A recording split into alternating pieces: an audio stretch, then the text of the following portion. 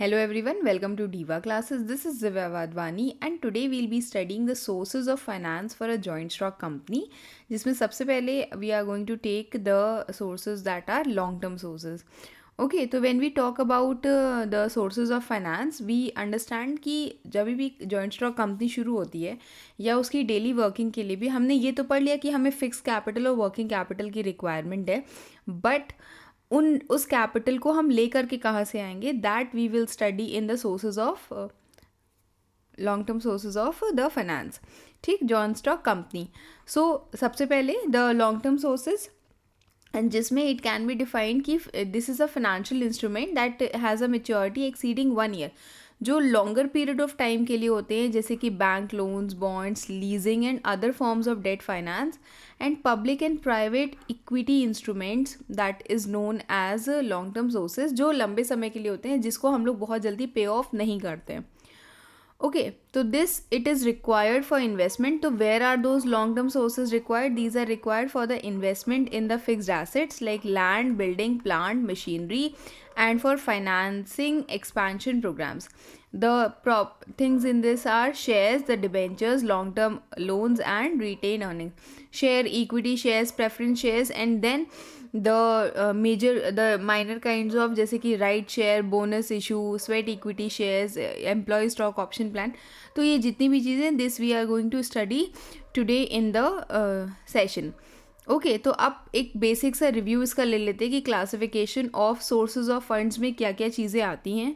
तो when we talk about long term on the basis of period, it is equity, retained, preference shares, debentures, long term loans from financial institutions and loan from banks.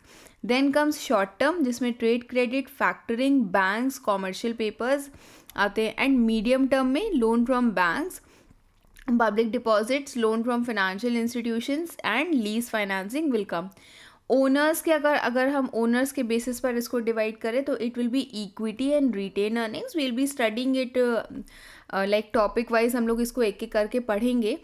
And I must assure you कि जब आप इस session को, if you will see all the chapters of this playlist, you are going to understand each and every topic, क्योंकि हम उसको बहुत ही डिटेल इन द सेंस कि ये नहीं है कि बिल्कुल 2 घंटे 3 घंटे I am going to explain it, but yes बहुत ब्रीफ और बहुत ही सिंपल सी जो चीज़ें जो आपको याद रखनी है, those things I'll be telling you, okay, because I have seen the previous year papers, I have made my students practice in the classroom, then only I am coming here to teach you all. तो borrowed funds में, own funds में owners की equity, मतलब कि owners के जो share होते हैं, जैसे कहते हैं कि who all invest in the company as shares, वो कंपनी के ओनर्स कहलाते हैं. तो equity shares, retained earnings, debentures, loans from financial institutions, public deposits, lease financing, commercial papers, these are borrowed funds that are considered as a liability. Then internal sources, जिसमें again equity और retain earnings होती है, और external sources में all these things come.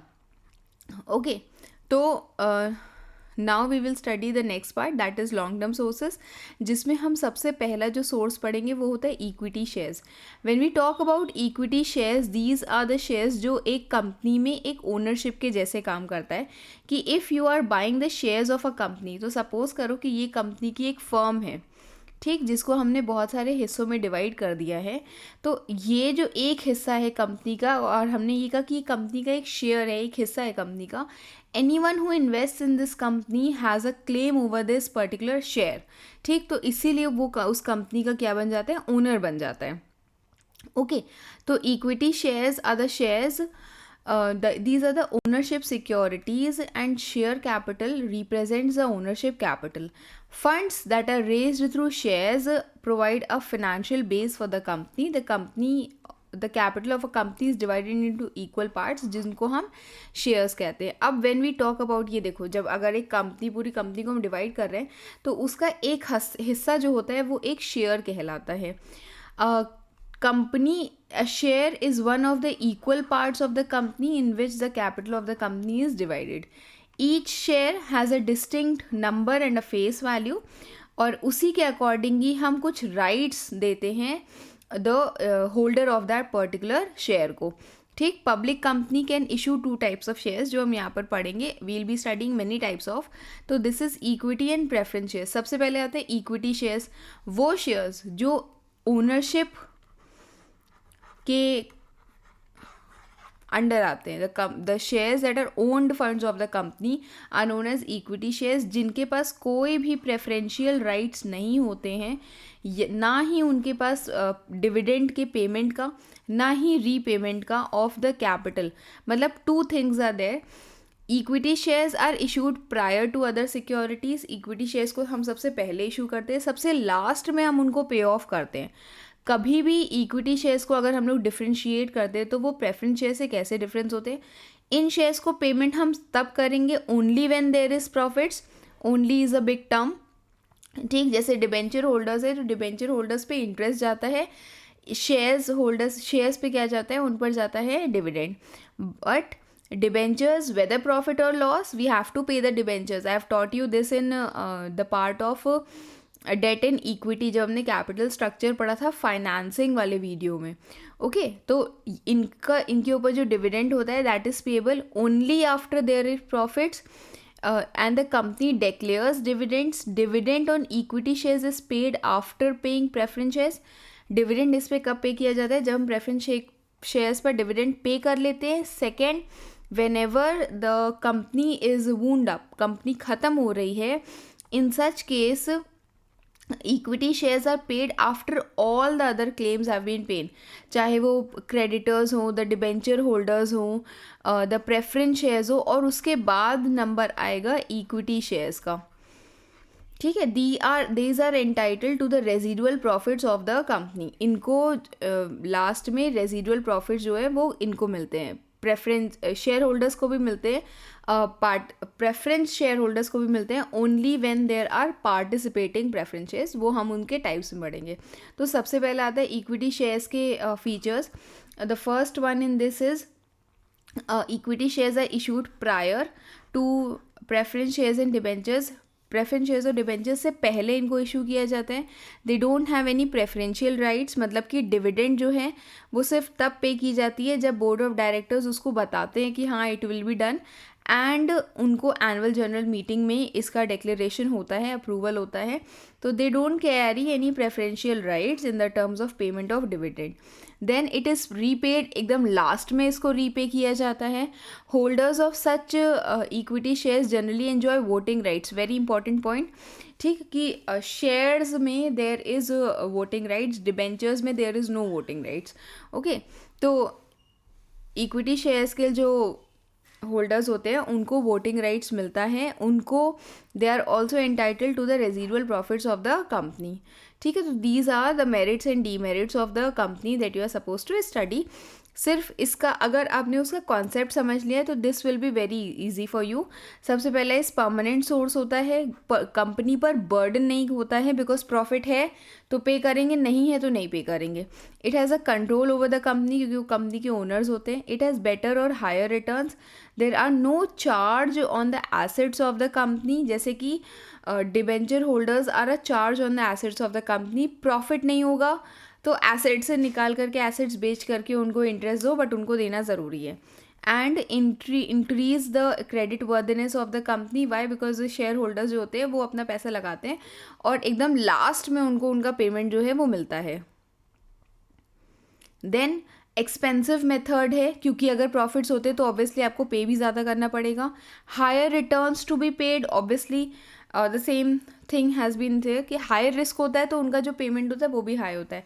There is dilution of control. The more you are going to issue equity shares the more will be the owners in a company. Certainty of return नहीं होता है in terms of investment, क्योंकि अगर profits नहीं है, अगर सिर्फ company loss में जा रही है तो we will not get any money. No security of repayment of invested amount, कि when we will get the money that is not given. And selling of shares may affect the credit worthiness of the company. Okay, then next is the preference shares. Preference shares वो shares होते हैं जिसमें कुछ certain privileges होती हैं या preferential rights दिए जाते हैं इन शेयर होल्डर्स को. अब इसमें भी again 2 things are there that you are suppose to remember and you are suppose to write also. सबसे पहला, डिविडेंड जो होती है वो एक फिक्स्ड रेट पर होती है, ठीक है. Must be paid on to the preference shares before any dividend is paid on equity shares. Equity shares को डिविडेंड पे करने से पहले प्रेफरेंस शेयर्स को डिविडेंड पे की जाती है. एंड अगर कंपनी बंद हो रही है या कंपनी एकदम वाइंड अप हो रही है, ठीक, इन सच केस प्रेफरेंस शेयर्स का जो पैसा है वो उनको पहले पे किया जाता है, then equity shares are being paid.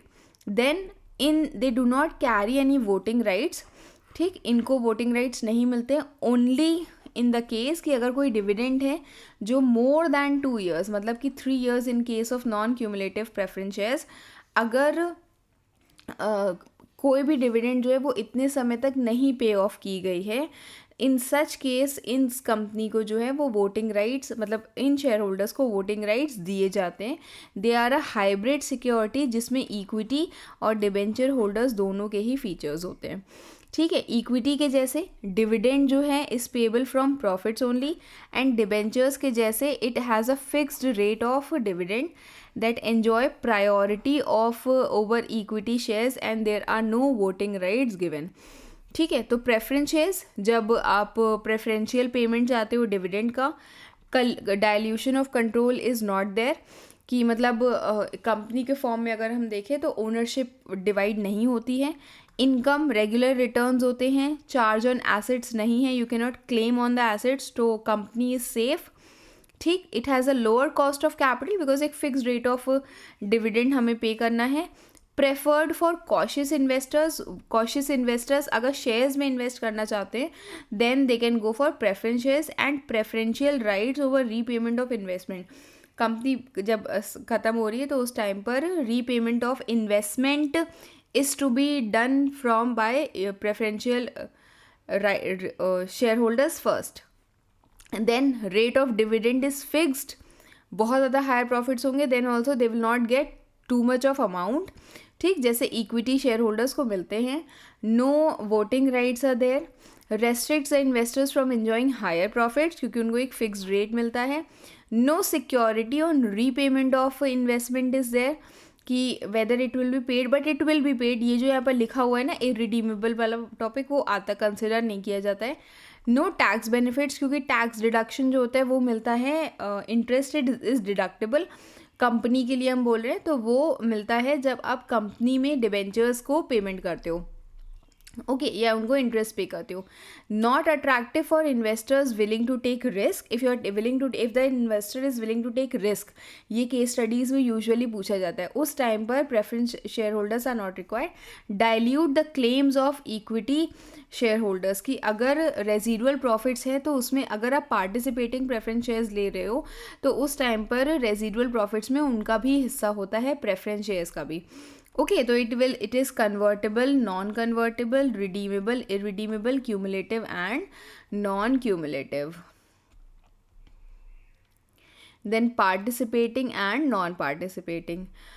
तो सबसे पहला आता है cumulative and non cumulative preference shares. When you talk about cumulative preference shares, देखो कभी भी अगर टाइप्स पूछे जाएंगे तो आप इनके टाइप्स जो है वो वन फॉर्म में लिखोगे, दिस इज़ वन. ये एक कंसिडर हो रहा है. क्यूमुलेटिव नॉन क्यूमुलेटिव दो अलग अलग नहीं है, ये एक ही है. तो सबसे पहला आता है cumulative preference shares. These are the shares जिस पर डिविडेंड अगर किसी एक पर्टिकुलर ईयर में नहीं पे करी दी जाती है तो उसको हम कैरी फॉरवर्ड कर देते हैं टू द नेक्स्ट ईयर. ये जो अनपेड डिविडेंड है गो ऑन एक्यूमुलेटिंग, वो इकट्ठे होती रहती है and becomes payable only in the subsequent years.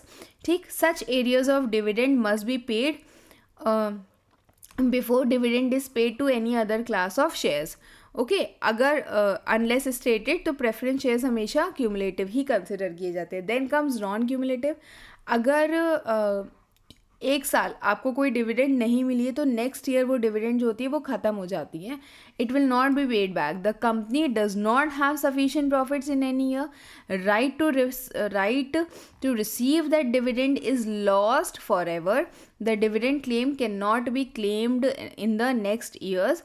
हम जो एरियर्स है डिविडेंड का, इस साल नहीं मिला अगले साल मिल जाएगा, ऐसा नहीं होता है। अगले साल का मिलेगा, पहले साल का नहीं मिलेगा। That is non cumulative, that can not be carried forward. Then comes participating preference shares and non participating. Participating preference shares होते हैं वो शेयर्स जिसमें the right to share the profits left after the payment of dividend to preference and equity. Preference equity को pay कर दिया, उसके बाद भी अगर कुछ प्रॉफिट का परसेंटेज बचा हुआ है, that is the residual profits of the company. अगर पार्टिसिपेटिंग प्रेफरेंस शेयर्स है तो वो उसमें जाता है, प्लस इक्विटी शेयर होल्डर्स में जाता है लेटर एट द एंड।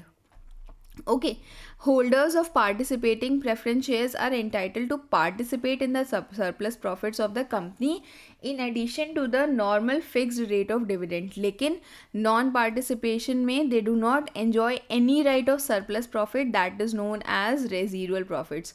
तो उनको ये सारे rights नहीं मिलते हैं।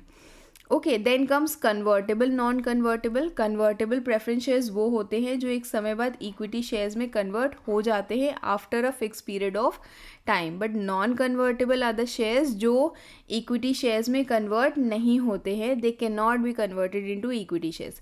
Redeemable, that can be refunded their capital after the expiry of a specified period or the decretion of the company as stated in the articles of association। मतलब articles of association में ये चीज़ mentioned होती है कि किस समय बाद हम एक preference shareholder को उसका payment जो है वो return कर देंगे। Only a company that is limited by shares can issue redeemable preference shares. Intention of to return the money should be clear। ठीक, it is mentioned कि whatever are the conditions for the redemption of preference shares, but non redeemable preference shares जो होते हैं वो सिर्फ company जब wind up होगी तब पे किया जाता है। बट ये जो काइंड ऑफ शेयर्स होते हैं they can not be issued for more than 20 years. Hence company जो है वो नॉन रिडीमेबल प्रेफरेंस शेयर्स नहीं इशू करती। कंपनी कहती है कि जो प्रेफरेंस शेयर्स है वो हम सिर्फ 20 साल के लिए इशू करेंगे, नॉट मोर देन दैट। तो ऑब्वियसली 20 साल बाद आपका जो पैसा है वो आपको रिटर्न हो जाएगा। नॉट लाइक इरिडीमेबल की कंपनी वाइंड अप हो रही है सिर्फ तब हम उसको पे ऑफ करें।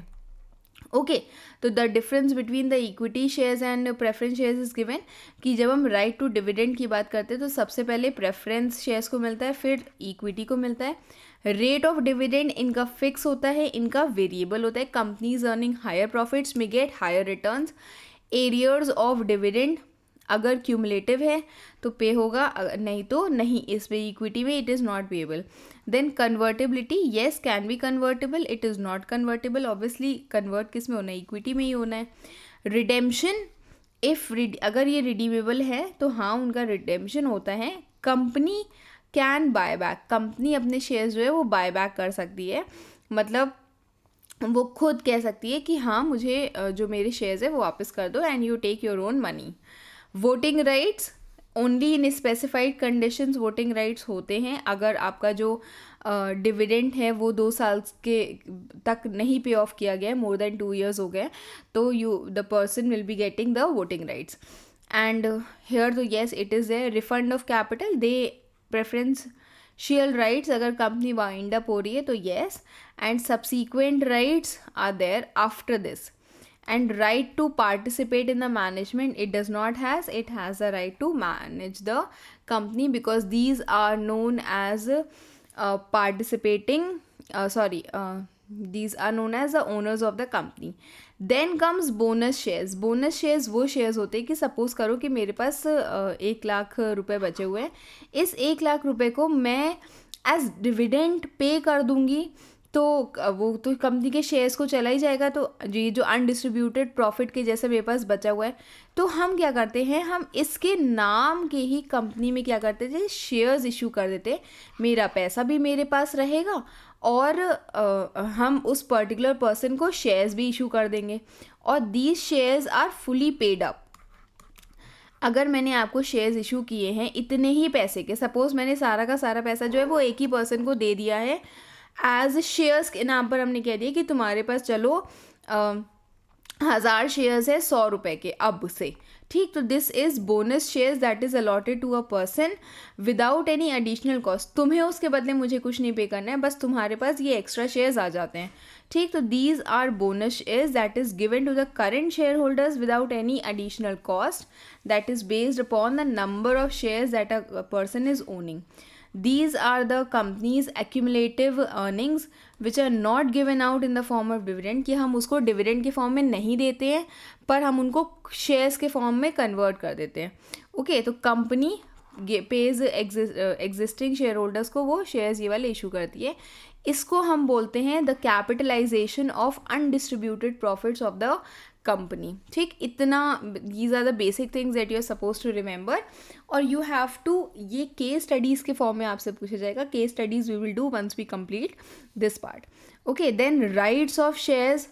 तो द राइट शेयर्स, जिनको हम राइट्स ऑफ शेयर्स बोलते हैं, तो राइट इशू या राइट शेयर्स होता है वो शेयर्स की जब भी हम लोग कंपनी कोई भी न्यू शेयर्स वो इशू कर रही है, वो सबसे पहले अपने एग्जिस्टिंग शेयर होल्डर्स को पूछेगी. एग्जाम्पल के फॉर्म में लो कि कोई पर्सन आया है आपके घर पे. ठीक है, ये जो पर्सन है एज अ गेस्ट आया है, तो हम घर पर क्या करते हैं कि कभी भी अगर गेस्ट आते हैं तो चाय पहले हम उसको पूछ रहे हैं, उसके बाद फिर घर वालों से पूछ रहे हैं.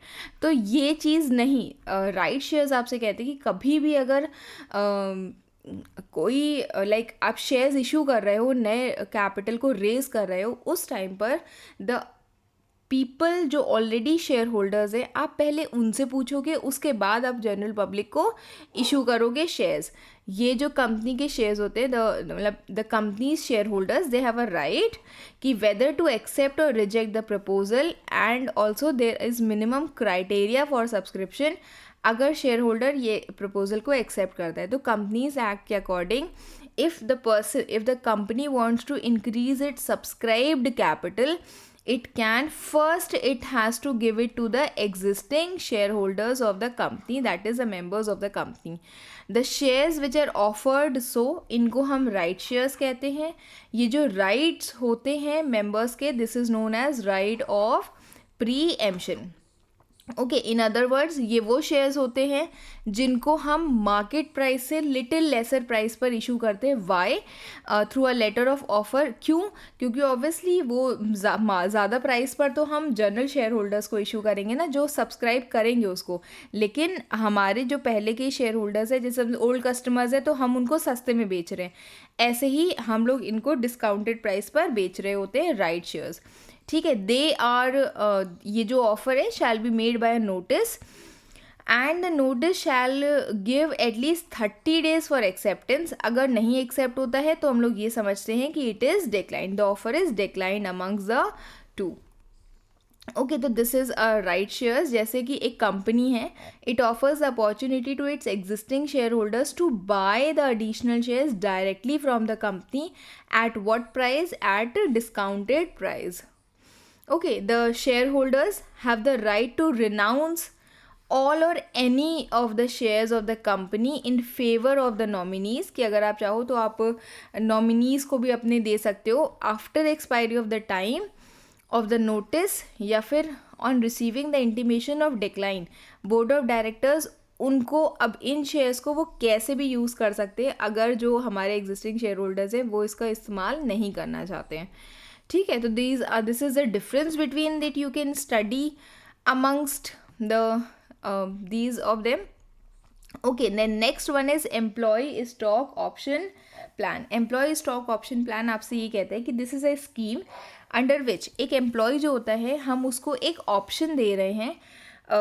राइट इशू क्या होता है कि आप फ्रेश कैपिटल इशू कर रहे हो. यहाँ पर क्या होता है कि आप एम्प्लॉयज़ को, जो हमारे वो कंपनीज़ के शेयर होल्डर्स के लिए होता है. कंपनी के हमारे जो एम्प्लॉयज़ होते हैं, हो सकता है कि कंपनीज़ वो भाग भाग करके चले जाएं, तो इन सच केस उन टैलेंट को, अच्छे लोगों को रिटेन करने के लिए हम उनको एक ऑप्शन देते हैं. वो हमारे जो शेयर्स हैं, कंपनी के शेयर्स हैं, वो उसे एक स्पेसिफाइड नंबर ऑफ शेयर्स को एक स्टिपुलेटेड प्राइस, वो अगेन डिस्काउंटेड प्राइस होता है, उसको ख़रीद सकते हैं.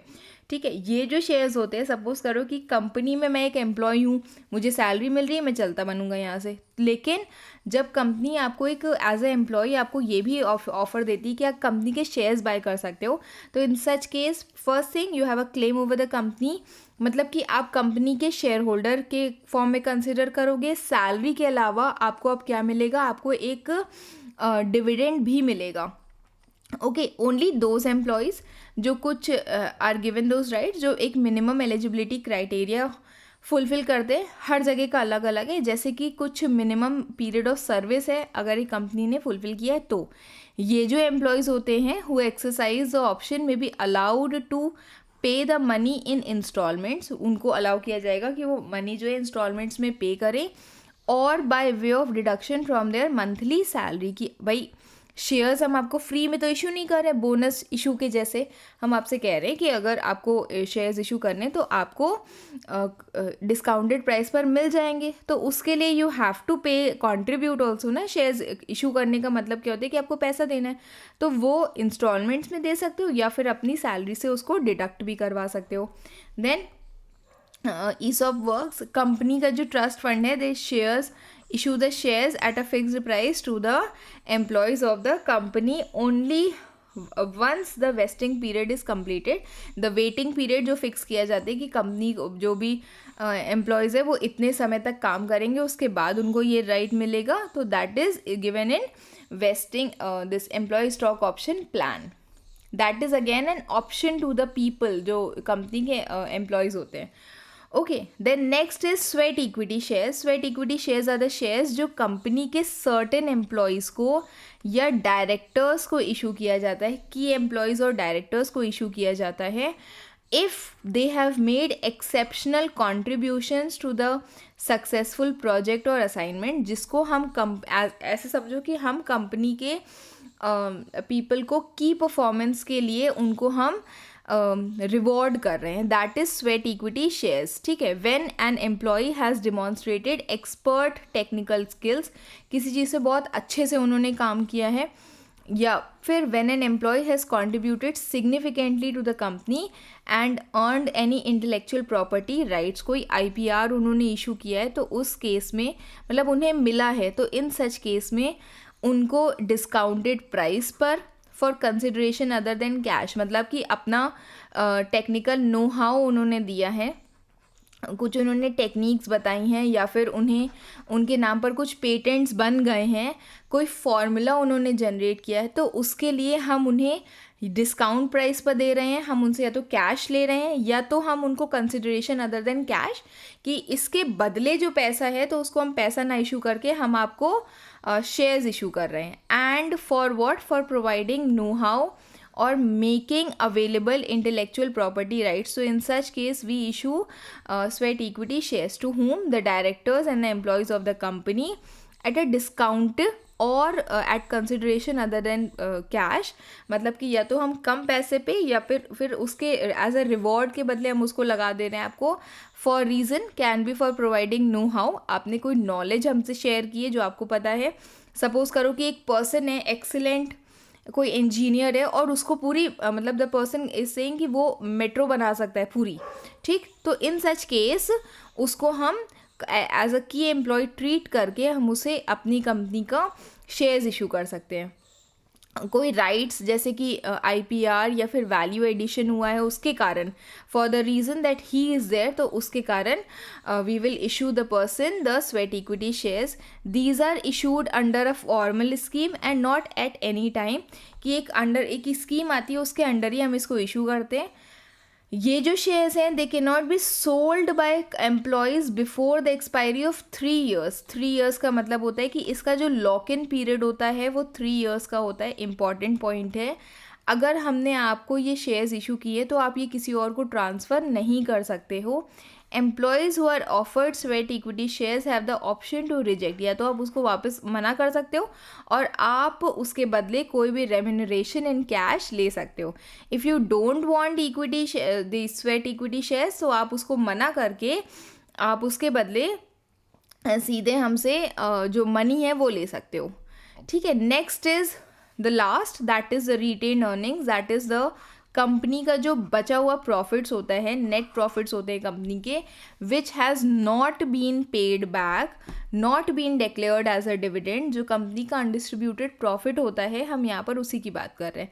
और the plugging back of profits that refers to the process of retaining a part of profit year after year, and उसी सेम प्रॉफिट को हम लोग री इन्वेस्ट कर देते हैं बिजनेस में.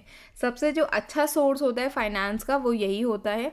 बिकॉज बट इसका मतलब ये भी नहीं है कि कंपनी का जो रिटेन अर्निंग्स है वो बहुत ज़्यादा होनी चाहिए, क्योंकि अगर कंपनी डिविडेंड के फॉर्म में उसको डिक्लेयर नहीं करेगी तो उसके सारे शेयर होल्डर्स भाग जाएंगे.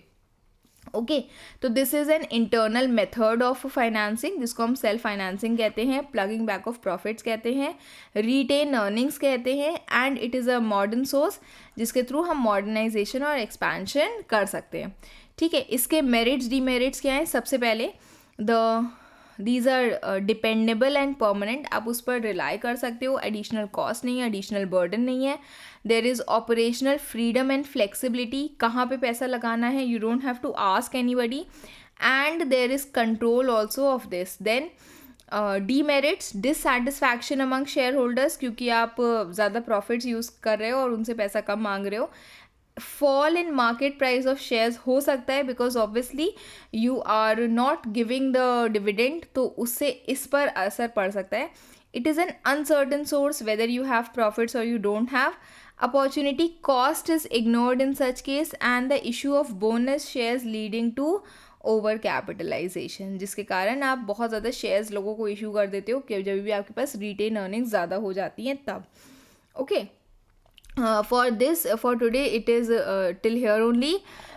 Keep preparing. I hope you all have understood जो मेन टॉपिक्स है इसके, आपने ये सब चीज़ें समझ ली है. Rest we'll be doing soon. Till then, keep preparing. Best wishes. Thank you.